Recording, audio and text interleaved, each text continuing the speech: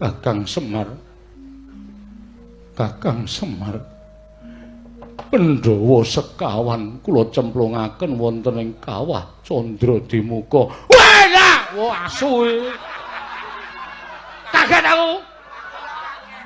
Platok dasmu kowe.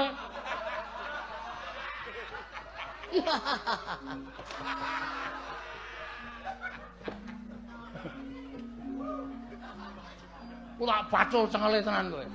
Pacule tak delikke. Ngayal tenan kok panjenengan.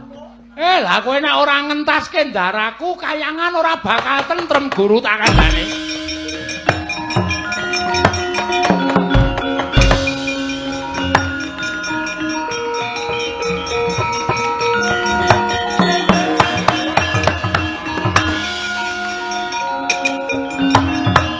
Gong, yo melu bapak yo, nang ora anggetak wae antil das. Aku ngerti nek iso akeh sing do antuk-antuk ya aku ngerti. Mulane ra tak ya ngono ndak ora do tangi ora. Kowe iki upama ana wong misuh semene iki misuh kabeh lho, Gong. Sing ndere penerus ki mripate isih abang. Nesu ora aku. Nesu ora aku. Belum tak laporke apa? Laporke sapa? Senengane ora.